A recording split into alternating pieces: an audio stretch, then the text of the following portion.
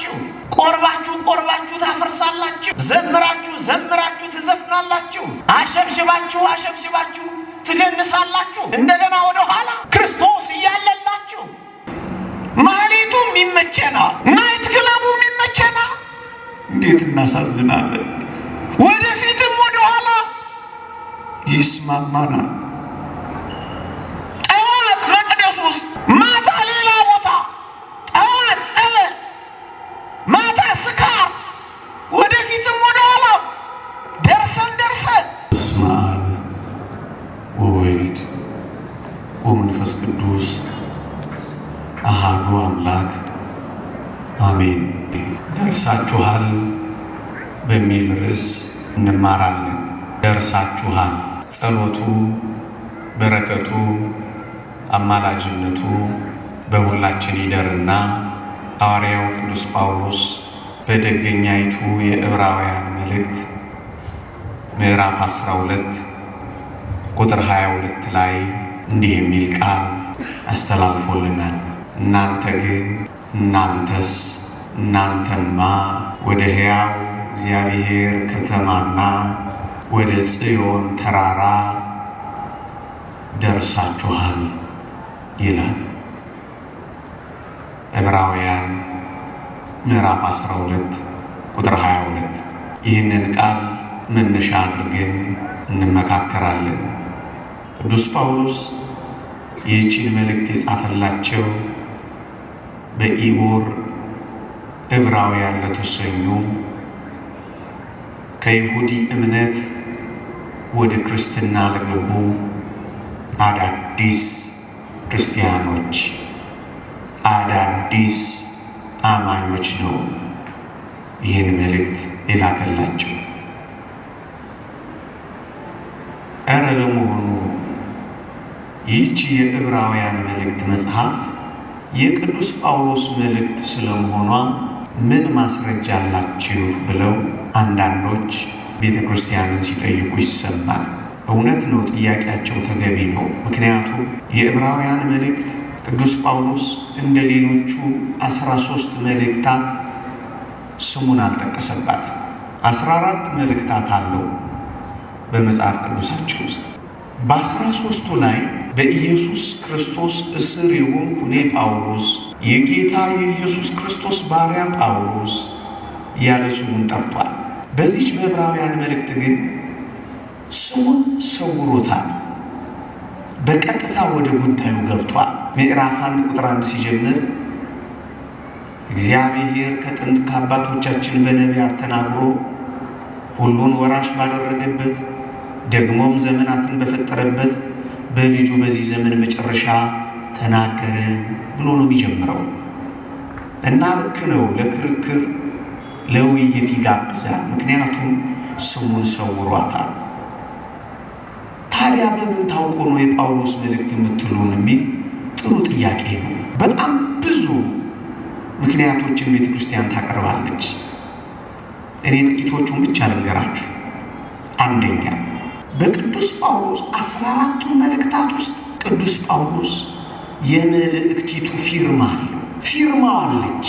በተሰሎንቄ መልእክት ላይ ምዕራፍ 4 የመጨረሻው ቁጥር ላይ ምን ይላል መሰላችሁ? የመልእክቴ ማስረጃ ይህ ነው፣ እንዲህ እጽፋለሁ፣ ጸጋ ከእናንተ ጋር ይሁን ይላል። እዩ፣ የመልእክቴ ሁሉ ማስረጃ ይህ ነው፣ እንዲህ እጽፋለሁ፣ ጸጋ ከእናንተ ጋር ይሁን ይላል።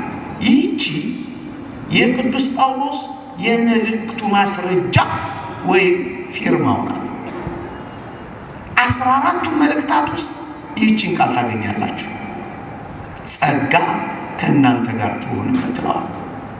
ይህቺ ፊርማው ማስረጃው ስለሆነች ዕብራውያን መልእክት ውስጥ መጨረሻው ቁጥር ላይ ተገኝታለች። ዕብራውያን 13 የመጨረሻው ቁጥር ላይ ጸጋ ከእናንተ ጋር ይሁን። የንዋየ ሕሩይ የቅዱስ ጳውሎስ ፊርማ በዕብራውያን መልእክት ውስጥ ተገኝታለች። አንደኛ። ሁለተኛ፣ ቅዱስ ጳውሎስ በዚች መልእክቲቱ ውስጥ አንደኛውን ደቀ መዝሙር አንደኛውን አገልጋይ ጠቅሶታል። እሱ ጢሞቴዎስ ይባላል። ጢሞቴዎስ የቅዱስ ጳውሎስ ደቀ መዝሙር፣ የቅዱስ ጳውሎስ ተማሪ፣ የቅዱስ ጳውሎስ ረዳት ነው። ጢሞቴዎስን አንስቶታል። ጢሞቴዎስ ከተነሳ የጳውሎስ መልእክቷ መሆኗ የሚያጠራጥር አይደለም። ሁለተኛ። ሶስተኛ፣ ቅዱስ ጴጥሮስ በዝርወት ለተበተኑ አይሁድ መልእክት ልኮላቸዋል። የቅዱስ ጴጥሮስ ሁለቱም መልእክታት ለተበተኑት ክርስቲያኖች ይላል። በዝርወት ለተበተኑ ከይሁዲነት ወደ ክርስትና ለመጡት አዳዲስ ክርስቲያኖች የጻፈው ዳግመኛ መልእክቱ ነው እና በዚህ መልእክቱ ምን ይላል? የተወደደው ወንድማችን ጳውሎስ እንደተሰጠው የጸጋ መጠን ጻፈላችሁ ሚላት የዕብራውያንን መልእክት ነው። ሁለቱም ለተመሳሳይ ሰዎች ነው የጻፉት። ሶስተኛ ማስረጃችን፣ ስለዚህ እግዚአብሔር ከጥንት ጀምሮ በአባቶቻችን በነቢያት ተናግሮ ሁሉን ወራሽ ባደረገው ደግሞም ዘመናትን በፈጠረበት በልጁ በዚህ ዘመን መጨረሻ ተናገረን ብሎ የገባው ታዲያ ለምንድን ነው? ለምን ስሙን መሰወር አስፈለገው? ለምን እንደ ሌሎቹ ስሙን አልጠቀሰም ካላችሁ፣ ይውላችሁ ራሱ ቅዱስ ጳውሎስ ከይሁዲ እምነት ወደ ክርስትና የመጣ አዲስ አማኝ ነበረ። ያሳድድ የነበረውን ቤተ ክርስቲያን በመስበኩ በጣም ተመሳይተዋል ወገኖቹ አይሁድ። መቼ አግኝተህ ነው በገደል ነው የሚሉት ሆነዋል። ይህችን የምስራች በስሙ ቢልክ ማን ያነባታል? ማን ይመለከታታል? ፍየል ከመድረሷ ቅጠል መበጠሷ ብለው መልእክቲቱን ሳያነቡበት እንዳይቀሩ ስሙን ሰውሯታል። ስራው እንጂ እውነቱ እንጂ እምነቱ እንጂ ምን አለ ስሙን ቢሰውረው? ስም ምን ያደርግልናል? ዝና ምን ያደርግልናል? ስሙን ሰውሮ አምላኩን አክብሮ ቢያስተምር ነው እውነቱም ይበራላቸው። እናም ስሙን ሰውርባቸው። በእኔ በመበሳጨታቸው በእኔ በመናደዳቸው ምክንያት ለምን ወንጌልን ይወርውሯታልና ስሙን ራሱ ወረወረው። ምን ያደርግልኛል? እኔን ባያውቁኝ ይሻለኛል እግዚአብሔርን ይወቁት እንጂ አለ። ምን እናደርጋለን እኛ ብንታወቅ እግዚአብሔር በእኛ ካልታወቅ? አእምሩ ከመተሰባ እግዚአብሔር በጻድቁ ይላል። እግዚአብሔር በጻድቁ እንደተገለጠ ወቁ ይላል። እግዚአብሔርን የማይገልጥ አገልግሎት ምን አገልግሎት ነው? እግዚአብሔርን የማያሳይ ማንነት ምን ማንነት ነው? ጳውሎስን ተመልከቱት። ራሱን ጭንጋፍ አድርጎ ስሙ እንኳን እንዳይጠራ ሰውሮ ነው የሚያገለግለው። የዘመናችን አገልግሎት እንዲህ ይሆን? ክርስቲያኖች እውነቱን ነው ያሰባኪ እግዚአብሔርን የማያውቁ የእግዚአብሔር አገልጋዮች ያሉ እግዚአብሔርን እያወቅን ይሆን የምናገለግለው? ይህንን የቅዱስ ጳውሎስ ስሙን መሰወር የሚያስተምር መልእክቲቱ ትጉላ እንጂ እሱ ቢኮስስ ግድ የለው። በጣም አስደናቂ እኮ አገልጋዮች ናቸው። ክብሩ ለወንጌሉ እንጂ ለስሙ አይደለም። ለስሙ አይቆምም። ሲታማ አያስተባብልም። ከሁሉ ለማንስ ጭንጋፍ ነው የሚለው። እውነት ወንጌልን የሚያገለግል እንዲህ ነው። ለዚህ ነው ስሙን የሰወረው። አንደኛ መልእክቲቱ የቅዱስ ጳውሎስ ናት። ሁለተኛ ለማን የተጻፈው? ከይሁዲ እምነት ወደ ክርስትና ለመጡ አዳዲስ አማኞች ነው። ሶስተኛ ስሙን በምን ምክንያት ሰወረው? ወንጌል እንድትሰፋ ነው። እሱን ስለጠሉት ወንጌልንም እንዳያባርሯት ሰውቶ ነው።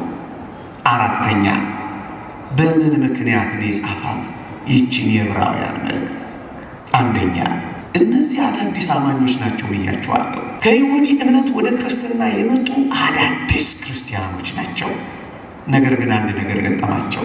ምን ገጠማቸው መሰላችሁ? ክርስቶስን በማመናቸው ወንጌልን በመቀበላቸው ከኦሪት ወደ ወንጌል ፈቀቅ በማለታቸው ከበጉ፣ ከፍየሉ፣ ከላሙ፣ ከዋኖሱ፣ ከጨረባው መስዋዕት ወደ ክርስቶስ ሥጋና ደም በመምጣታቸው ከግዝረት ወደ ጥምቀት በመሸጋገራቸው አይሁድ ከፋቸው። አንዳንድ ክርስቲያኖች ወደ አዲሲቱ ሃይማኖት ወደ ክርስትና በመምጣታቸው አብዛኞቹ አይሁድ ተናደዱባቸው።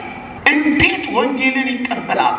እንዴት ከሙሴ ይልቅ ክርስቶስን ያስቀድማሉ? ብለው አንዳንዶች ተበሳጩና እነዚህ አዳዲስ ከይሁዲ እምነት ወደ ክርስትና የገቡ አዳዲስ ክርስቲያኖች ላይ መከራ ጽኑባቸው። በዋሉበት አላሳድር ባደሩበት አላስውላሏቸው። ሽታቸውን እንኳን ጠሉባቸው። እርግጫቸውና ግልምጫቸው በዛ፣ መሰደዳቸው በዛ፣ መቆንጠጣቸው በዛ፣ መከራቸው ጥልቅ ሆነ።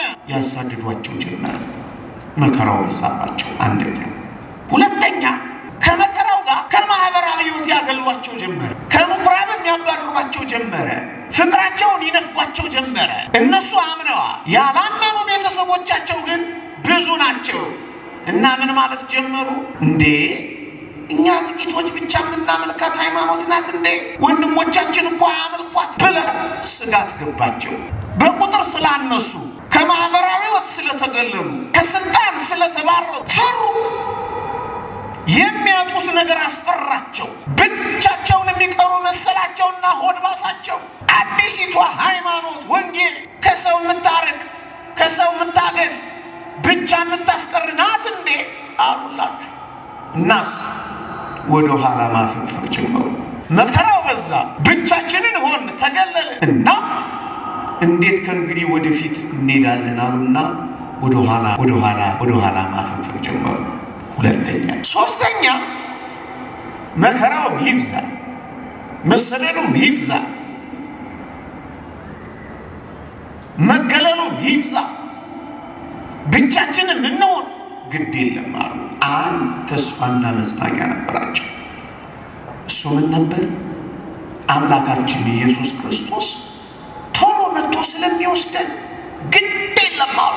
መከራውንም እንችለዋለን፣ ብቻችንን መሆኑንም እንችለዋለን፣ መሰደዱንም እንችለዋለን፣ ቁንጥጫውንም እንችለዋለን፣ ግልምጫውንም እንችለዋለን፣ ጡጫውንም እንችለዋለን። ምክንያቱም አምላካችን ቶሎ መጥቶ ስለሚወስደን ከመከራው ቶሎ እንገላገላለን ብለው አስበው ነበር። ሲጠብቁ አይመጣም፣ ቢጠብቁ አረፈደ። ቀና ብለው ሰማይ እያዩ ዘገየ። በእነሱ አስተሳሰብ ዘገየባቸው። መከራውን በዛ፣ እሱም ሊቀር ነው መሰለኝ ዘገየ። ጭንቀታችን በዛ፣ እሱም ረሳን መሰለኝ ቀረ። ታዲያ ምን አለን ከእንግዲህ ወዲህ አሉላችሁና ወደ ቀደመችይቱ ሃይማኖታቸው ትተዋት ወደ መጡት ሕይወታቸው መመለስ ጀመሩ። ካመኗት እምነት፣ ከሚመላለሱባት ሕይወት፣ ከደረሱባት ማዕረግ መመለስ ጀመሩ። ወደ ኋላ ማፈግፈግ ጀመሩ። እናም ቅዱስ ጳውሎስ ይህን ሲሰማ ይህችን የዕብራውያንን መልእክት ጻፈላቸው። ምን አላቸው? እንዴ ደርሳችኋል እኮ አላቸው። ደርሳችሁ ትመለሳላችሁ። ጥቂት ሲቀራችሁ ወደ ኋላ ታፈገፍጋላችሁ። ቆርባችሁ ታፈርሳላችሁ። ዘምራችሁ ትዘፍናላችሁ። አሸብሽባችሁ ትደንሳላችሁ። እንደገና ወደ ኋላ ክርስቶስ እያለላችሁ እንዴት እንደገና ወደ በጉ፣ እንዴት እንደገና ወደ ፍየሉ፣ እንዴት እንደገና ወደ ላምደ እንዴት ትመለሳላችሁ? እንደገና ወደ ኋላ። ኧረ ደርሳችኋል አላቸው። ዋንቱም ስብጻክሙ ሀበ ጽዮን፣ እናንተ ግን ወደ ሕያው እግዚአብሔር ከተማና ወደ ጽዮን ተራራ ደርሳችኋል እኮ አላቸው። ያበረታቸው፣ ያነቃቃቸው፣ እንደገና ወደፊት እንዲሄዱ እጩትና እያለ ያነሳሳቸው ጀመረ። የደረሱበትን ርቀው የመጡትን እያሳየ በደንብ አድርጎ ያበረታታቸው ጀመረ። ደርሳችኋል እያለ አንድ የደከመ ሰው ደርሳል ሲባል እንዴት እንደሚበረታ ይታወቅ አይደል? እንደውም በዚህ በዕብራውያን መልእክቱ ላይ 6 ጊዜ ያክል ተጠንቀቁ እያለ የማስጠንቀቂያ መልእክት ሁሉ ላከ። እኛ ግን ሊድኑ ከሚያምኑት ነን እንጂ ወደ ኋላ ከሚያፈገፍጉት አይደለንም እያለ እቅጩን ተናገረ። እንደው ጻድቅ በእምነት ይኑራ፣ ወደ ኋላ ቢያፈገፍግ ግን ነፍሴ በእርሱ ደስ አይላትም አለ። ፍርሃታቸው ይቀራል ብለው ነበረ። ሊመጣ ያለው ይመጣል፣ አይዘገይም አላቸው። እቅጩን ነገራቸው። በዋናነት ግን አጉልቶ ደርሳችኋል አላቸው። 2 ተራሮችን ያነጻጽርላቸው ጀመረ። አስደናቂ 2 ተራሮችን አነጻጽርላቸው። ለነዚህ ከይሁዲ እምነት ወደ ክርስትና ለመጡቱ 2 የሚያውቋቸውን ተራሮች አንደኛውን እያስተዋወቃቸው ትተዋት ከርቀት የመጧትን እያስታወሳቸው ሁለት ተራሮችን አነጻጸረላቸው ደርሳችኋል ለማለት። አንደኛዋ አይሁድ ትተዋት የመጧት ተራራ ናት። እሷ ማናት? ደብረ ሲና ትባላለች። እግዚአብሔር ባስፈሪ መለኮታዊው ግርማ ተገልጦ ተራራዋ የጨሰባት፣ ሕግና ሥርዓት የሰራባት፣ ሙሴን ያነጋገረባት ትተዋት የመጧት ያቺ ተራራ ደብረ ሲና ናት። አንደኛዋ። ሁለተኛዋ በወንጌል ካመኑ ወደ ሐዲስ ከተሻገሩ አዲሱን ክርስትና ከጀመሩ በኋላ ከፊታቸው የምትጠብቃቸው የጽዮን ተራራ ናት። ሁለቱን አነጻጸረላቸው። ምን ብሎ? ዕብራውያን 12:18 እዚህ ላይ ነው ጥቂት የምናምሸው። ዕብራውያን 12:18 እንዲህ ብሎ ጀመረ። ሊዳሰስ ወደሚችል ወደሚቃጠልም እሳት፣ ወደ ጨለማ፣ ወደ ጭጋግም፣ ወደ አውሎ ንፋስም፣ ወደ መለከት ድምፅም አልደረሳችሁምና ናቸው። ወደ ኋላ ወሰዳቸው ወደ ደብረ ሲና። እግዚአብሔር በደብረ ሲና ሲገለጥ ምን እንደነበረ በአይነ ህሊናቸው እንዲስሉ አስታወሳቸው። ምን ብሎ?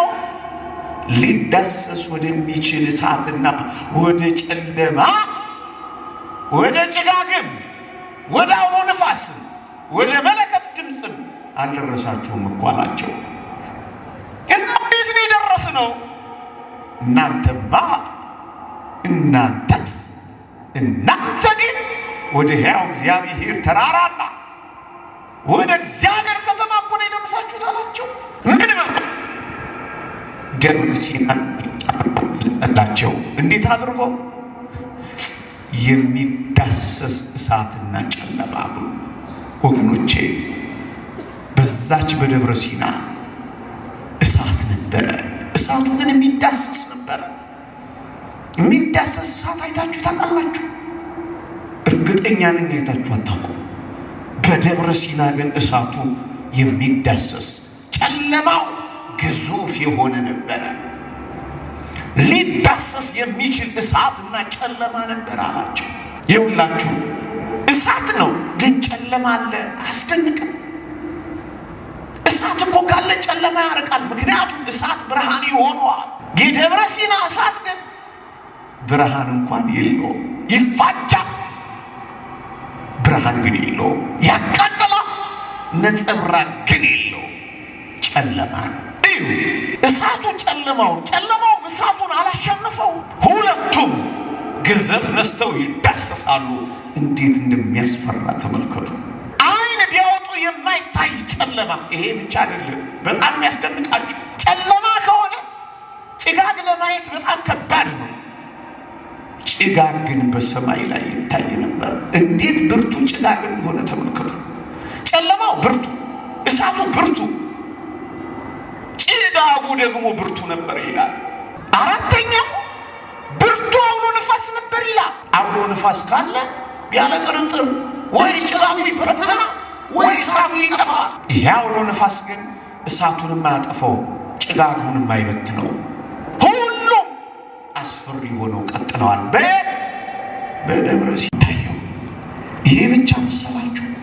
መላእክት መለከት የነፉ ፍርሃትን ደግሞ ይረጫሉ። አስፈሪ የመለከት ድምፅ እንዴት እንደሚርዱ ተመልከቱ። በኋላ አስነብባችኋለሁ። በደብረ ሲና እንደዚህ ነበረ ጨለማ፣ እንደዚህ ነበረ እሳት፣ እንደዚህ ነበረ ጭጋግ በደብረ ሲና። አሁን እነዚህ አይሁድ ወደ ኋላ መመለስ ከፈለጉ የሚመለሱት እንዲህ ወዳለው ድቅድቅ ጨለማ፣ እንዲህ ወዳለው ቃላት ወደማይገልጸው ጨለማ ነው የሚመለሱት። ካፈገፈጉ የሚያፈገፍጉት ወደዚህ ብርቱ አስፈሪ ስፍራ ነው የሚሄዱት። ምክንያቱም ትተዋት መጥተው ወንጌል ላይ ደርሰዋል። ታዲያ ቅዱስ ጳውሎስ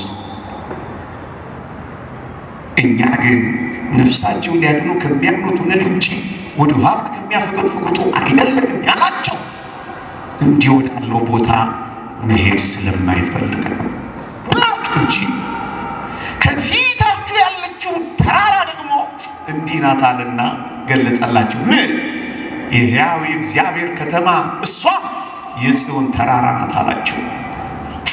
እስኪ ሁለቱን እናነጻጽራቸው። ይኸውላችሁ ደብረ ሲናን እንዲህ አድርገን ገለጽናት። ደብረ ጽዮንሳ የጽዮን ተራራሳ የእግዚአብሔር ከተማሳ ካላችሁ በአንደበት ከመነገር በህሊና ከመዘከር በላይ ናት። ቃላት የማይበቃት፣ ቅኔ የማይበቃት፣ መጽሐፍ የማይበቃት፣ ቀለም የማይበቃት፣ ቋንቋ ያልገለጣት፣ ልብ ያላሰባት፣ ህሊና ያላመላለሳት ምንኛ ውብ ከተማ ናት። አባ ጊዮርጊስ ዘጋስጫ አከናውኖ መግለጽ ቢሳነው ምሳሌ ስላላገኘሁላት ፈጽሜ አዝኛለሁ ያላት ናት። ምሳሌ የሌላት ከተማ ናት። ቅዱስ ዮሐንስ በራእዩ ትንሽ ፍንትው ያረጋት።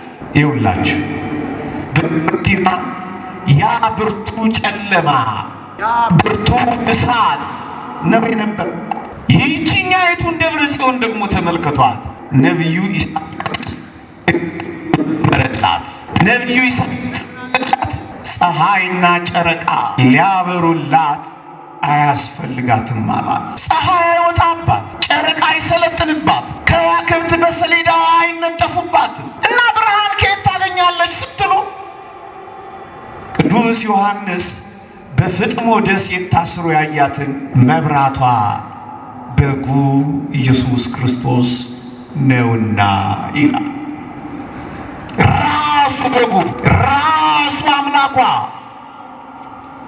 መብራቷ የሆነላት ከተማ ጨለማ የሌለባት፣ እንኳን ጨለማ ፀሐይ እንኳን የማይወጣባት የማይፈራረቅባት፣ ብርሃኗ የማያጥበረብር፣ ብርሃኗ የማያቃጥል፣ ብርሃኗ የማይፈራረቅ አስደናቂ መብራቷ አምላኳ የሆነላት ከተማ ምንኛ ከፊታቸው ቆማለች ወገኖቼ።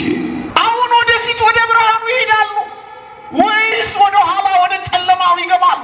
አሁን ወደማያቃጥለው ብርሃን ይገሰግሳሉ ወይስ ወደሚያቃጥለው እሳት ይመለሳሉ? ጥያቄው ይሄ ነው። ወደዚች አስደናቂ ከተማ ጉዞ ከጀመሩ ሊደርሱ ጥቂት ሲቀራቸው እንዴት ወደ ኋላ ይመለሳሉ? ወገኖቼ አሳስቡ ወገኖቼ። አፋችን ኮችችላ እስኪመስል ጾመን እንደገና ወደ ኋላ ስንመለስ አናሳዝንም? ቆርበን እንደገና ቁርባናችንን ስናፈርስ አናሳዝንም? ዘምረን እንደገና አናሳዝንም? ቆመን መቅደስ እንደገና ናይት ክለብ ስንሄድ አናሳዝንም? መስቀሉን አክብረን ደመራን ደምረን እንደገና በኃጢአት የሰፈር ደመራችን ውስጥ ስንነዳ አናሳዝንም? እንደገና ወደ ኋላ አግብተ ከብረ ወልደ እንደገና ወደ ኋላ አመንዝራ ስንሆን አናሳዝንም? ተደንግለ ድንግልናችንን ጠብቀ ለክርስቶስ ሙሽራ ልንሆን ጥቂት ሲቀረ እንደገና ስንወድቅ አናሳዝንም? አንድ በየገዳማቱ ዞረን አንድ ጥያቄ አልተመለሰም ብለን ከጠንቋይ የባሱ ሐሰተኛ ነቢያት ውስጥ አዳራሽ ውስጥ ስንገባ አናሳዝንም? ደርሳችሁ እንዴት ከባድ ነው ይህ ዘመን። ማሌቱም ይመቸናል፣ ናይት ክለቡም ይመቸናል። እንዴት እናሳዝናለን። ወደፊትም ወደ ኋላ ይስማማናል። ጠዋት መቅደስ ውስጥ፣ ማታ ሌላ ቦታ፣ ጠዋት ጸበል፣ ማታ ስካር፣ ወደፊትም ወደ ኋላ ደርሰን እንደገና ወደ ጨለማ። ክርስቶስም አክቲቪስትም ይሆነናል ወይ ከክርስቶስ ጋር ወደፊት ወይ ከአክቲቪስት ጋር ወደ ኋላ። ሁሉንም ማለት አይደለም።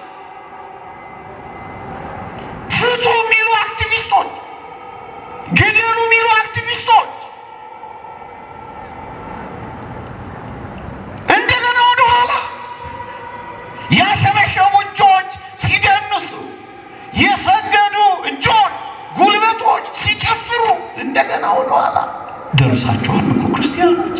መቅደስ ውስጥ ቅዳሴ ላይ እጆቻችሁን ዘርግታችሁ ጸልያችሁ ሊሰጣችሁ ሲመጣ የት ሄዳችሁ? እንደገና ወደ ኋላ። ያ ይልማ እኮ እውነቱን ነው። በመዝሙሩ በቅድስቱ በኩል በምትቆምበት በቅዳሴ ጊዜ አይኖቼ ስላጡ ፈልገው ይዞኛል ትካዜ ነው የሚለው። ይፈልገናል እኮ ልትቀበል ጥቂት ሲቀር እጅህን አጥፈህ ወደ ቤት እንደገና ወደ ኋላ ደርሳችኋል ክርስቲያኖች። ብዙ የሚቀረን እንዳይመስላችሁ፣ ጥቂት ነው የሚቀረው። መጽሐፍ ቅዱስ ጻድቁ ወደፊት ይጽደቅ ርኩሱም ወደፊት ይርከስ ዘመኑ አጭር ነው የሚለው።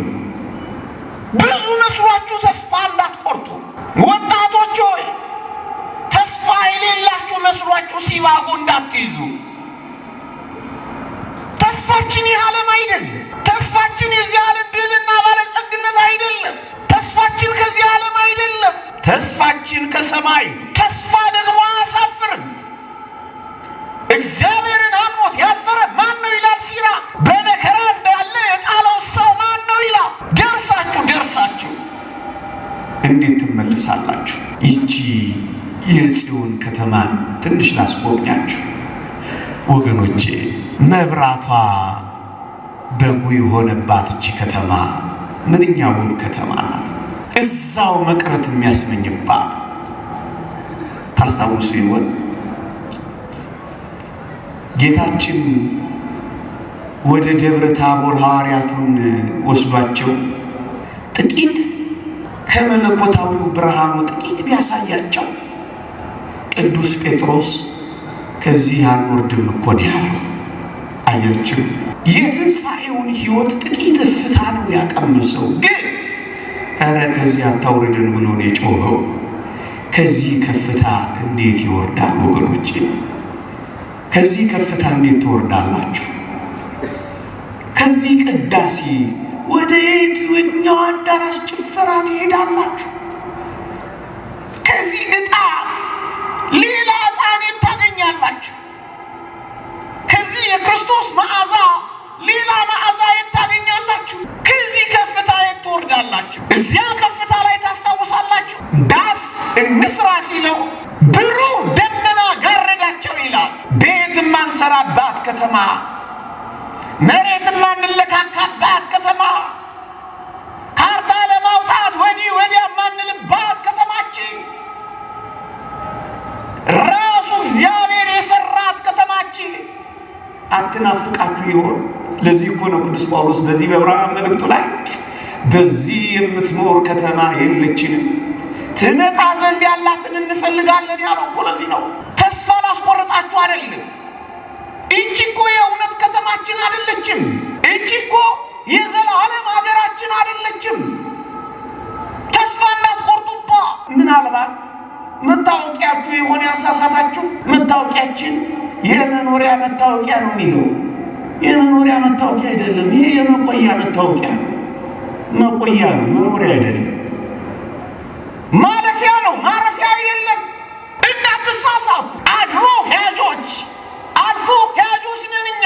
ጥቂት ጊዜ መቆየት ነው የዚህ አገልግሎቱ። የዚህ ዓለም ዋና ስራው፣ የዚህ ዘመን ዋና ቆይታው ለሚመጣው ዘመን መዘጋጃ ነው። ኦርቶዶክሳውያን ይህችን ከተማ አይታችሁ በደስታ የሰመጣችሁ፣ በህንፃ የነሆለላችሁ፣ ኢትዮጵያ ውስጥ ሰው ሆኜ ከመኖር ይልቅ ዋይት ሃውስ ውስጥ ሳር ሆኜ ብበቅል ይሻለኛል ብላችሁ ያሰባችሁ ወጣቶች፣ እኔ ሌላ ከተማ ላሳያችሁ። ብርሃን የሚጎርፍባት ከተማ፣ የብርሃን ምንጣፍ የሚዘረጋባት ከተማ፣ የብርሃን ሿሿቴ የሚሰማባት ከተማ። ምን አይነት ውብ ከተማ ናት! የብርሃን ዳስ የተዘረጋባት ከተማ፣ ቤቴ ቦታዬ፣ መሬቴ ውጣ ግባ የማይባልባት ከተማ። ወደዚች ከተማ ደርሳችኋለሁ ሚል ብርሃን ከበባቸው። ልብስ የማይለካኩባት፣ ጨርቅ የማያስፈልጋት ከተማ፣ ወደዚህች ከተማ ነው ደርሳችኋል የሚላቸው። ወገኖቼ ይህችን ዓለም ቅዱስ ዮሐንስ በራእዩ ሲገልጻት ምን እንዳላለ ነበባችሁ? የምድሪቱ መከር ጠውልጓል እኮ ነው ያለው። ጠውልጋለች እኮ ይህች ዓለም። አሁን ማድያቷ አይታያችሁ? የሚንኮሻኮሽ ድምፅ አይሰማችሁ? አርጅታለች እኮ፣ ጠውልጋለች እኮ፣ ለመቆረጥ እኮ ደርሳለች። አሁን ወደዚህ ነው የምትመለሱት። ውበቷ ሐሰት ነው። ደምግባቷ ከንቱ ነው። ቅርጿ የሚያማልል ቢሆንም ለጊዜው ነው። ጅማሬዋ መልካም ቢሆንም ፍጻሜዋ ግን ለሞት ነው። እንደውም ይቻለ በመኃልየ ሶሎሞን እንዳለችው ሙሽሪት ትመስላለች። መልኬ ፀሐይ አክስሎታልና አትዩኝ እንደምትለው ምን ታያዋታላችሁ ወገኖች? ምን ትታያለች? ውበቷ የውሸት፣ ደምግባቷ የሐሰት፣ ሕንፃዋ የንጥቂያ። አብዛኞቹ ሁሉም ማለታችን አይደለም። የግፍ ቤት፣ የደም ቤት፣ የስርቆት ቤት 200% እጥፍ በሕዝብ ላይ ጭነው የገነቧቸው ግንቦች እነዚያ ማልሏቸዋል። ያቺን ከተማ ተመልክቷ። ብሩህ ደመና ስለከለላቸው ሌላ ሕንፃ ማይፈልጉባት፣ የእርሱን ድምፅ ስለሚሰሙ ሌላ ድምፅ የማይሹባት፣ ብርሃኑን ስለቀመሱ ፀሐይን እንኳን ከቶ የማይፈልጉባት ምንኛ ውብ ከተማ ናት ወገኖች! መውረድ የማይፈልጉባት ከተማ። አንድ ጀማሪ መነኮስ የአባቱን ባለጠግነት ትቶ ገዳም ገባ እና የክርስትናው ሕይወት መሰጠው መንፈሳዊነቱ ጥልቁ ሲገባው ከጥቂት ዓመታት በኋላ ባለጠጋ አባቱ ሞተና መልእክት ላኩበታል። ምን ብለው መልእክት ላኩበት? ባለጠጋ አባት ሞቷልና ናና ሀብቱን ውረስ ብለው መልእክት ላኩበታል። ይህ ጀማሪ መነኮስ ምን ብሎ መለሳሉ? ስላሰባችሁልኝ አመሰግናለሁ። እኔ ግን አባቴ ከመሞቱ ከረጅም ዓመት በፊት እኔ ራሴ ሞቻለሁ አላቸው። ወጥቷልና ወደ ከፍታው። ለምን ይወርዳል? ከዚህ ዝምታ ለምን ይወርዳል? ከዚህ ጭምትነት ለምን ይወርዳል? ከዚህ ጨዋነት ለምን ይወርዳል? ከዚህ ዝማሬ ለምን ይወርዳል? ከዚህ ፍቅር ለምን ይወርዳል? ከዚህ አንድነት ለምን ይከፋፈላል? ወጥቷልና ከፍ ብሏል። ከፍ ብሎ እየበረረ የምን እሱ መውረድ ነው? ከወንጌል ቃል ወዴት ይሄዳል? አልወርድም አላቸው። አባቴ ከመሞቱ ከረጅም ዓመት በፊት እኔ ራሴ ሞቻለሁ አላቸው። ታዲያቺ ምንኛ ውብ ከተማ ናት ወገኖች! የዚህችን ከተማ ውበት አይታችሁ እዚሁ መቅረት ፈለጋችሁ? ቅዱስ ዮሐንስ በራእዩ ስለ ከተማይቱ ሲናገር ቅጥሯ ወይም አጥሯ ኢያስጲድ የሚባል ማዕድን ነበር ይላል። እርግጠኛ ነኝ ይህን ማዕድን ገና ዛሬ ነው የሰማችሁት አንዳንዶቻችሁ። ብሎኬት አይደለም አጥሯ፣ ኢያስጲድ የሚባል የማይነገርለት ማዕድን ነው ቅጥሯ። ከተማይቱ እንቁ ነበረች ይላል። በእንቁ የተከበበች ከተማ ናት። ምን አይነት ውብ ከተማ ትሆን! አንድ ሊቅ አንድ ሰው አይቷት 70 እና 80 ዘመን ይፈዝባታል ያላት ምንኛ ውብ ከተማ ናት! ይህ ሰው አይን ያላያት ቅዱስ ጳውሎስ እንደገለጻት፣ ይህ ሰው ጆሮ ጠግቦ ያልሰማት፣ ለመተርጎም የማትበቃ ለመስበክ የምታሳሳ አቤት ምንኛ ውብ ከተማ ናት! ወደዚች ከተማ ጉዞ ጀምራችሁ እንደገና ወደ ዓለም ትመለሳላችሁ። አድራሻዋን የምንነግራችሁ ምናልባት መረጃ ያለን ስለ አሜሪካና ስለ ፓሪስ ስለበዛብን እኮ ነው አሁን የተርታታብን። እንደ ወጣቶች እስኪ ልጠይቃችሁ፣ ብዙ ጊዜ ወጣቶችን እንጠይቃለን። በዚህች ምሽት ብትሞቱ ይሻላችኋል? በዚህች ምሽት የአሜሪካ ቪዛ ባስመጣላችሁ ምን ዝም አላችሁ? አያረገውም ብላችሁ? እሺ ጥያቄውን ልቀይረው። በዚህች ምሽት ወደ ክርስቶስ ብትሄዱ ይሻላችኋል ወይስ በዚህች ምሽት ወደ ጆ ባይደን ብትሄዱ? እና ቅድም ነው ብትሞቱ ስላችሁ ዝም አላችሁ። የምንሞት ወዴት ነው እንዴ ምን ሄደው ሸሽ ተበላሽ እንደሚባለው መቃብር ውስጥ ብቻ መንቀር መስሏችሁ ነው እንዴ? ሄሮድስ የተባለ ሊቅ እንዳለው እቴ ሞት አንቺ ደጃፍን ካልከፈትሽልኝ በቀር የአምላኬን ፊት ለማየት መዝለቂያም የለኝ እንዳለው የኢየሱስ ክርስቶስን ፊት ማየት ብትወዱ እንግዲያውስ ይህችን ከተማ ናፍቁ። ልብ በሉ። እንደገና ወደ ጨለማ ለምን ትሄዳላችሁ? ይኸው የጽዮን ብርሃኗ አምላኳ መብራቷ የሆነላት ከተማ በርቱ ደርሳችኋል የሚላቸው ለዚህ ነው። አንደኛ። ሁለተኛ ምን ይላል መሰላችሁ? ዕብራውያን ምዕራፍ 12 ቁጥር 19 ሊዳሰስ ወደሚችል ወደሚቃጠል እሳት፣ ወደ ጨለማ፣ ወደ ጭጋግም፣ ወደ አውሎ ንፋስም፣ ወደ መለከት ድምፅም አልደረሳችሁም፣ ይልቁን ወደ ጽዮን ደርሳችኋል ካላቸው በኋላ ሌላ ቃል እንዳይጨመርባቸው ለመኑ ይላል። ምን ማለት መሰላችሁ? እግዚአብሔር አንድ ጊዜ ሲናገር ሰሙትና ደነገጡ። ከእንግዲህ ወዲያው ኧረ እግዚአብሔር አይናገረን፣ ባሪያ ሙሴ ብቻ ያናግረን አሉ። በደብረ ሲና እግዚአብሔርን አላዩትም። እግዚአብሔርን ከአንዴ በላይ ድምፁን አልሰሙም። ምን አሉ? ሌላ ቃል እግዚአብሔር እንዳይጨምር አሉ። ማን ይናገረን? ሙሴ ይናገረን አሉ። ይኸውላችሁ በደብረ ሲና እኮ እግዚአብሔር አይሰማም። በደብረ ሲና እኮ እግዚአብሔር አይታይም። አሁን ጉዞ የጀመርንባት የጽዮን ተራራ የእግዚአብሔር ከተማ አሳካላችሁ። አንድ አስደናቂ እግዚአብሔር ቃል አንብብላችሁ። እንዲህ ይላል ነቢዩ ኢሳይያስ፣ ትንቢተ ኢሳይያስ ምዕራፍ 33 ቁጥር 17 ዓይኖችህ ንጉሡን በውበቱ ያዩታል ይለናል። ምንኛ አስደናቂ ቃል ነው! ስለ እኔና ስለ እናንተ የሞተውን፣ ስለ እኔና ስለ እናንተ የቆሰለውን፣ ስለ እኔና ስለ እናንተ ደምግባት አልባ የሆነውን፣ ስለ እኔና ስለ እናንተ የሕማም ሰው የተጠላ የሆነው ንጉሡን ከነ ውበቱ ያዩታል ይላል። ለምንድን ነው የጾማችሁ? ይህንን ለማየት እኮ ነው። ለምንድን ነው ውርጭ የምትመጡት? ንጉሡን ለማየት ነው። ለምንድን ነው የምትራብ? ለምንድን ነው የምትነቀፉት? ለምንድን ነው የምትሰደዱ? ለምንድን ነው ከስልጣን የምትባረሩት? ለምንድን ነው ጭምት የምትሆኑት?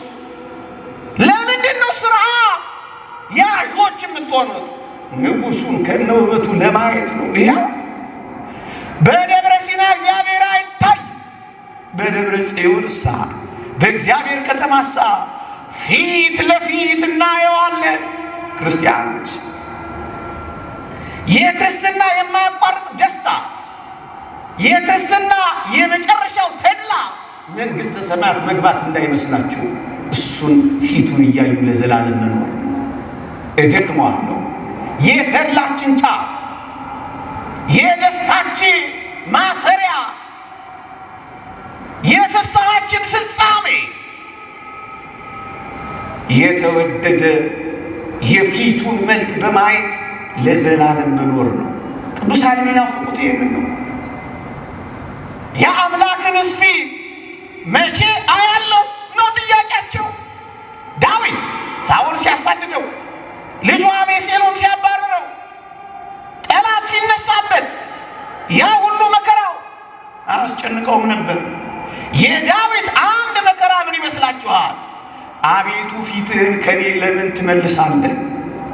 ወገኖቼ የእውነት መከራችንን ልንገራችሁ፣ እግዚአብሔር ፊቱን ከኛ ሲያዞር ነው።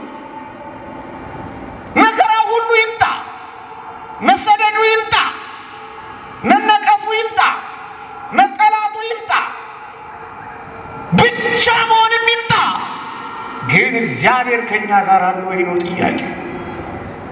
እግዚአብሔር እያለ ከሆነ መከራውን ውደደው፣ እግዚአብሔር ፊቱን ሲያዞርብን ነው ትልቁ መከራ።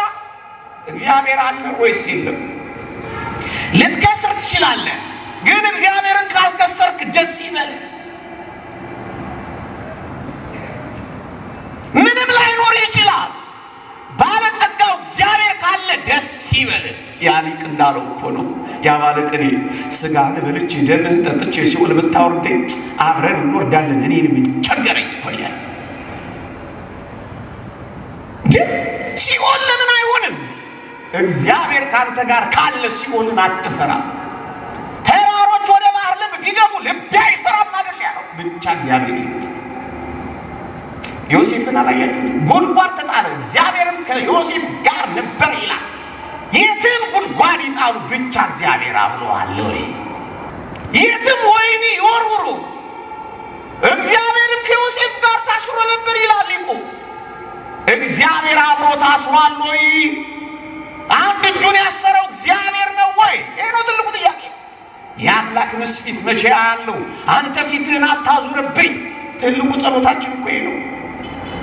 ኢዮብን እንኳን ተመልከቱት። በዛ ሁሉ መከራ፣ በዛ ሁሉ ማጣት፣ በዛ ሁሉ ባዶ መቅረት፣ ልጆቹ፣ ንብረቱ፣ ጤናው፣ ሚስቱም ጭምር እስክትከዳው ድረስ ሰድበው ሙት ብላ ስታጣላው ድረስ።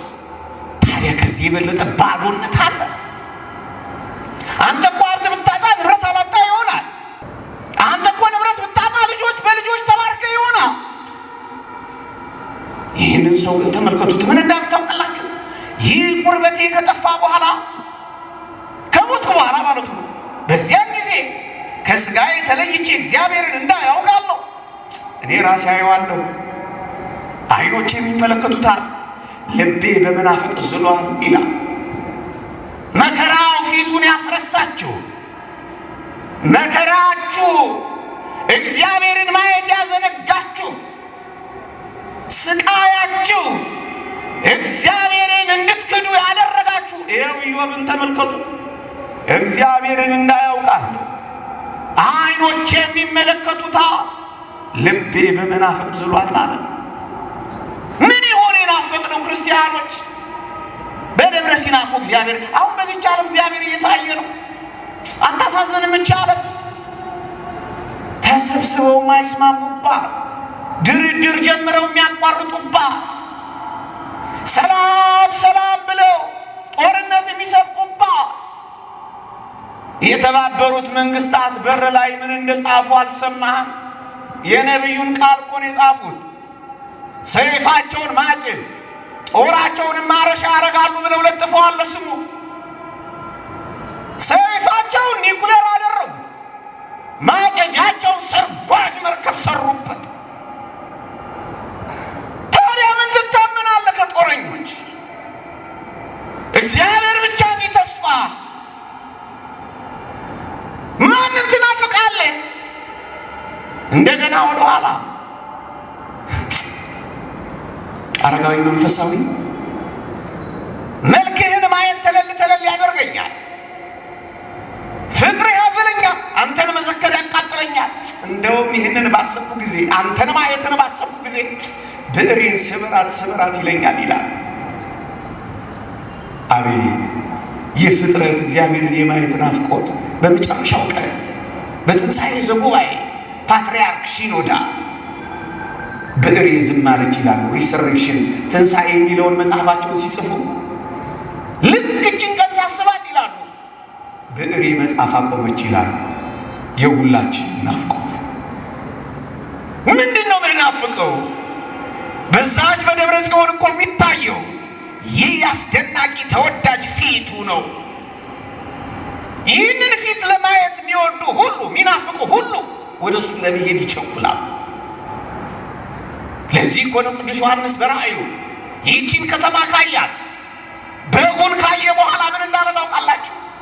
ጌታ ሆይ ቶሎ ና፣ አሜን፣ ቶሎ ና ና።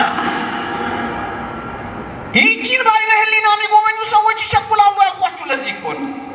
መፍጠን ነው የሚፈልጉት።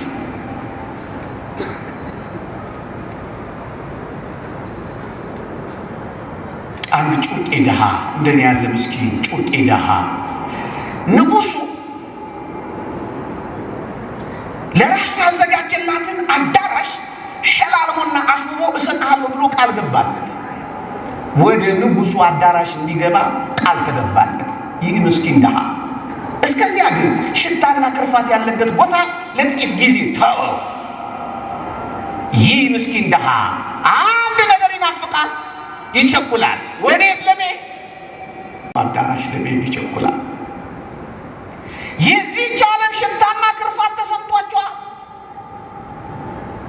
ነገረኛነት ሽታዋ፣ ሰው የማጋደል ሽታዋ፣ የዘረኛነት ክርፋቷ አልተሰማቸው። ባሎችን ፍቱ ሚሉ፣ ሚስቶችን ፍቱ ሚሉ እኮ ሽታ ነው፣ እኮ ክርፋት። ታዲያ አስቸኩልም፣ ሌላውን ተውት። ይቸኩላል፣ ይሄዳል። መች ገብቼ መች አይቼ ነው የሚለው። በደብረ ሲና እግዚአብሔር አይታይም፣ በደብረ ሲና እግዚአብሔር አይሰማም። በደብረ ጽዮን እሳ ካላችሁኝ ይኸው ንጉሱ ከነውበቱ ያዩታል። የክርስትናችን ዋና ክብር እዚህ የመጫዋችን እዚህ ቁጭ ብለን የመስማታችን የመጨረሻው ይህ ነው። ሶስተኛው ትምህርቴን እያጠናቀቅኩ ነው። 3 ቃላት ነገርኳችሁ። ሊዳሰስ ወደሚችል ወደሚቃጠል እሳት ጨለማ፣ ወደ ጭጋግም፣ ወደ አውሎ ነፋስም፣ ወደ መለከት ድምፅም አልደረሳችሁምና ሌላ ቃል እንዳይጨመርባቸው ለመኑ ይልና ሶስተኛው ይህንን ሁሉ ሲመለከት ሙሴ እንኳን ሳይቀር ይላል ቁጥር 19 እስከ 20 ሙሴ እንኳን ሳይቀር እጅግ እፈራለሁ እንቀጠቀጥማለሁ እስኪል ድረስ የሚታየው እጅግ የሚያስፈራ ነበር ይላል። ታዲያ እንዴት ያስፈራ? ተራራው ይንቀጠቀጣል፣ እሳት ይጨሳል። እንስሳ እንኳን ተራራውን ቢነካ ተወግሮ ይሙት ተብሏል። እግዚአብሔር ሲናገር በጣም ያስፈራል። ጨለማው፣ የመለከቱ ድምፅ፣ አውሎ ንፋሱ፣ እሳቱ በጣም ያስፈራል። እንኳን ተራው ሰው ሙሴ እንኳን ሳይቀር እጅግ ፈራለሁ እንቀጠቀጥማለሁ እስኪል ድረስ የሚታየው እጅግ የሚያስፈራ ነበር ይላል። በደብረ ሲና የሚያስፈራ፣ በደብረ ጽዮንሳ በጽዮን ተራራሳ በእግዚአብሔር ከተማሳ እሱ ነው የሚያስደንቅ። ነቢዩ ሚክያስ ምዕራፍ 4 ቁጥር 4 ላይ እንዲህ ይላል፣ የሚያስፈራው የለም ይላል። በጽዮን ተራራ በእግዚአብሔር ከተማ በእኔና በእናንተ በምንኖርባት የመናገሻ ከተማ ጉዞ ወደ ጀመርንባት ቦታ የሚያስፈራ የለም። ከዚህ የበለጠ ምን የሚያጽናና ቃል አለ? አባቶቻችን ወዳጅ የማይተውባት ጠላት የማይገባባት ከተማ ነው የሚሉት። አባቶቻችን ወዳጅ የማይተውባት ጠላት የማይገባባት ከተማ ያሏት ይህች ከተማ የሚያስፈራ በዛ የለም። ኦርቶዶክሳውያን በዛች ከተማ ነቢዩ ኢሳይያስ እንደገለጻት የአውሬ ግሳት የእባብ ፉጨት የለም ይላል። አዎ የተንኮለኞች እብሪት የለም፣ የሴረኞች ክፋት የለም፣ የእብሪተኞች ትዕቢት የለም፣ የሚያስፈራን የለም። ፍርሃት ከበበ፣ ወጥቶ መግባት አቃተን። ስለ ነገ ኑሯችን ህልውና አጣ። አንዱ በአንዱ ከበባ ውስጥ ወድቆ ተጨንቋል። የሚያስፈራው ነገር በዝቷል። ወደዛች ከተማ ስንሻገር ጠላት አይገባባትም። ታዲያች ከተማ ነፃ የምታወጣ ከተማ፣ ፍርሃት የሌለባት ከተማ ምንኛ ትናፈቃለች። መጽሐፍ ቅዱስ በዚያ የሚቀመጥ ታመም ያለው ኃይል ይላል። ህመም የሌለባት፣ የካንሰር ሴሎች የሚጠፉባት፣ ዓለሙ የሚፈጥራቸው በፋብሪካ የሚያስገኛቸው ወረርሽኞች የማይገቡባት ከተማ ምንኛ ውብ ከተማ ናት። አሸባሪዎች የማይገቡባት፣ እነ አይሲስ ሰው የማያርዱባት፣ እነ ቦኮ ሃራም ልጃገረዶችን የማይጠልፉባት አንዳንዴ በሀገራችንን ሕፃናትን እንኳን ሳይቀር የማይረሽኑባት ደም የማይፈስባት የትኛውም አሸባሪ የማይገባባት ፍርሃት የሌለባት ስጋት የሌለባት ከተማ ህመም የሌለባት ከተማ ስንቶች ህሙማን ቤት የማይገኙባት ዶክተሮች የማይገኙባት አስተማሪዎች የማይገኙባት ምን አይነት ከተማ ናት? እቺ ከተማ አትናፍቁ? አንደኛው ዙር ሁለተኛው ዙር ሶስተኛው ዙር እያሉ ስጋት በስጋት ላይ ሽብር በሽብር ላይ የሚነዙ ዓለም ለሌላኛው ፓንደሚክ ይዘጋጅ እያሉ ቁማር የሚቆምሩ መድኃኒቱን እያጠፉ ክትባት እያመረቱ በሞት የሚነግዱ ነጋዴዎች የህዝብን ቁጥር ከ500 ሚሊዮን እንዳይበልጥ ተቆጣጠሩ እያሉ የሚታገሩ ሰዎች የሌሉባት ምን አይነት ከተማ ናት? ስቃይ ቢሆን ሐዘን ቢሆን ጩኸት ቢሆን የለም የተባለባት ከተማ ምን አይነት ከተማ ናት? ሐዘን አልሰለቻችሁ? ታከተ ጩኸት አትሰሙም? አሁን ከተማው ስለሆነ እኮ ነው።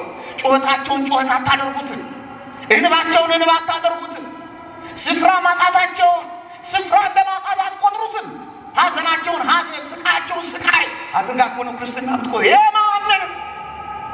የማንን የበዓላችንን ከተማ ጽዮንን ተመልከት፣ አይኖችም የሰላም ማደሪያ ይላል። የሰላም ማደሪያ ናት። ታዲያች ከተማ አትናፈቅም ወገኖች? ሞት ከእንግዲህ ወዲህ አይሆንም የተባለባት ምን አይነት ውብ ከተማ ናት? በደብረ ሲና የሚያስፈራ ነው አለ። በደብረ ጽዮንሳ የሚያስፈራው የለም። የመጨረሻችን ከቃሉ ጋር ናቸው። የመጨረሻችን ሶስት ነገር አለብኩላችሁ። ሊዳሰስ የሚችል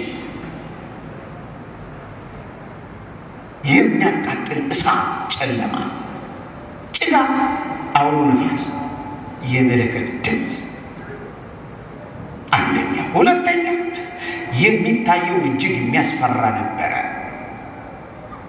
ሙሴ እንኳን ሳይቀር እጅግ ፈራለሁ እንቀጠቀጥማለሁ እስኪል ድረስ የሚታየው እጅግ የሚያስፈራ ነበር። ሌላ ቃል እንዳይጨመርባቸው ለመኑ። እግዚአብሔር አይታይም፣ እግዚአብሔር አይሰማም። አራተኛ ታስታውሱ ከሆነ በመግቢያ ላይ ሆዴ ባሳቸው ብቻቸውን መስሏቸው የጨነቃቸው ያላመኑ ብዙዎች ያመኑ ጥቂቶች መስሏቸው ኧረ ትንሽ ነን፣ ኧረ ተጠቃ፣ ኧረ ተባረረ፣ ኧረ ስፍራ አጣን ብለው ነበረ። አሁን ቅዱስ ጳውሎስ ወደ ሌላ አድራሻ ወሰዳቸው።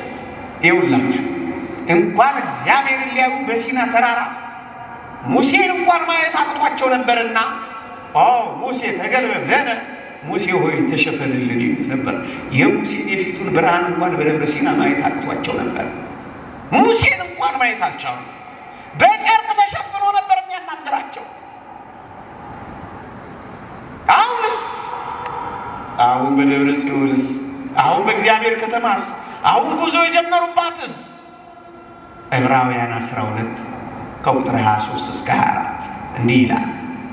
በሰማያት ወደ ተጻፉ ወደ በኩራት ማህበር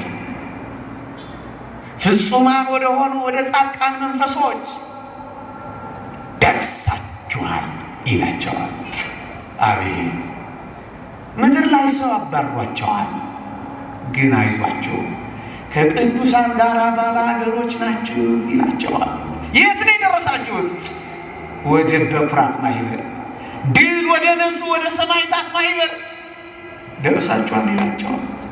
እዚህ ሰው ሊጠላችሁ ይችላል፣ የሚወዳችሁ ግን በሰማይ አለ። እዚህ ባዶ የቀራችሁ ሊመስላችሁ ይችላል፣ የቅዱሳን ማህበር ይጠብቃችኋል። ምንኛ አስደናቂ ነው ወገኖቼ!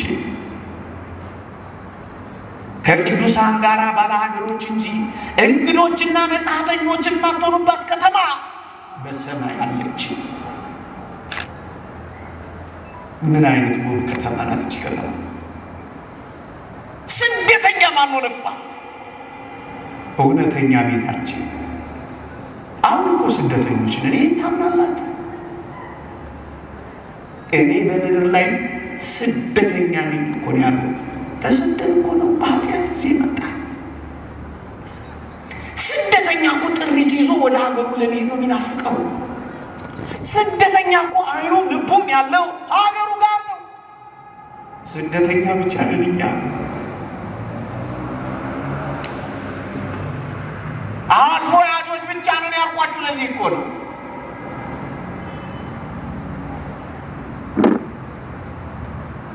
ስደተኞች ነው።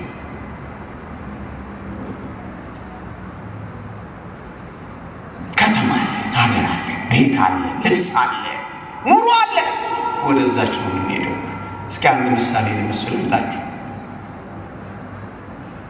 አንድ ተጓዥ መንገደኛ በማይኖርባት ከተማ ይልቁንም አድሮ ብቻ በሚሄድባት ከተማ ያየውን ሁሉ ስለወደደ ሀብቱንና ገንዘቡን አውጥቶ ፏጭ አድርጎ መሬት ቢገዛ፣ ህንፃ ቢገዛ፣ ከተማ ቢገዛ አድሮ ብቻ በሚሄድባት ከተማ ይሄ ሰው ጤነኛ ነው እብድ ነው የሚባለው? አባካይ ነው አትራፊ ነው የሚባለው? ከሳሪ ነው። አድሮ ብቻ ነው የሚሄድባት። አፍዋጅ ነው። ታዲያ ምን ከተማ ያስገዛዋል? ምን መሬት ያስገዛዋል? ምን ያስገበግበዋል? ለማይኖርባት። እኛም እኮ አፍዋጆች ነን።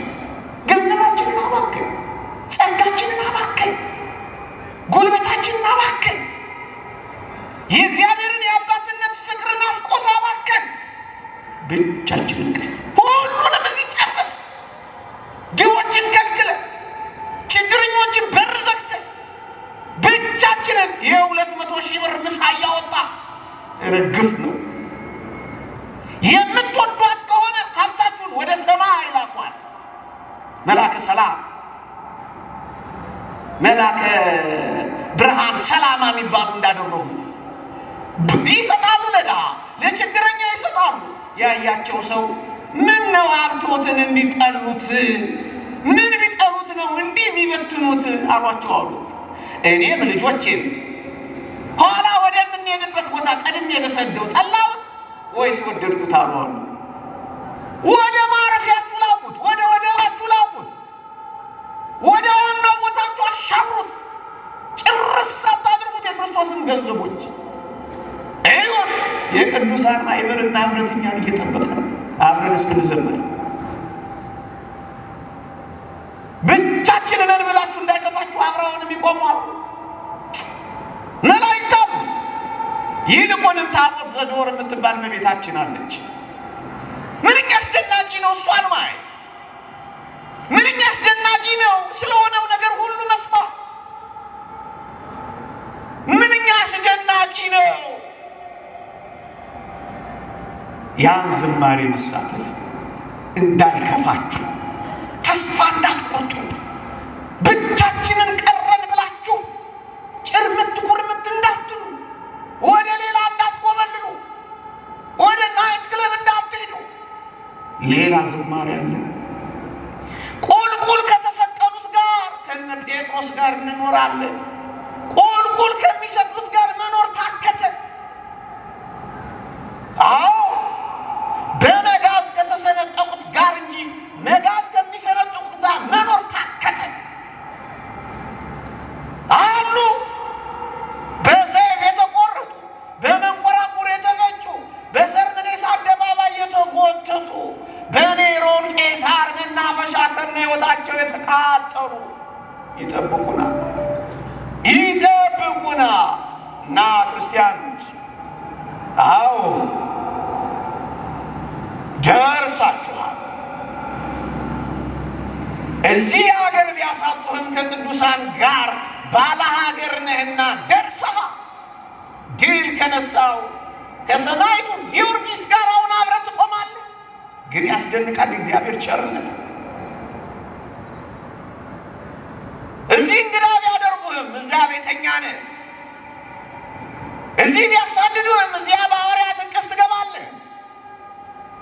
እዚህ ምድሪቷን ልቀቅ ቢሉህም በዚያ የርስቱ ወራሽ ነህ። እዚህ ሰይፍ ቢያሳዩም ቢነቀንቁብህም እዚያ የሱራፌል መላእክት ጥና አለ፣ ሸዋሸዋትውን ትሰማለህ። እዚያ የዳዊት በገና አለ፣ አብረህ ትዘምራለህ። እዛ የዕዝራ መሰንቆ አለ፣ አብረህ ማህሌት ትቆማለህ። እዚያ ደርሳችኋል፣ በርቱ። የምትማሩ ተማሩ፣ የምታገለግሉ አገልግሉ፣ ያገባችሁ በጋብቻ ጽኑ፣ ሌላ አይመራችሁ። የተደነገላችሁ ጽኑ፣ የምትመንኑ መንኑ፣ ዝም የምትሉ ዝም በሉ፣ ልብስ የምታጥቡ ጠቡ፣ የምትመክሩ ምከሩ፣ የምትረዱ እርዱ፣ የምትዘምሩ ዘምሩ። ደርሳችኋል። ይቆይ።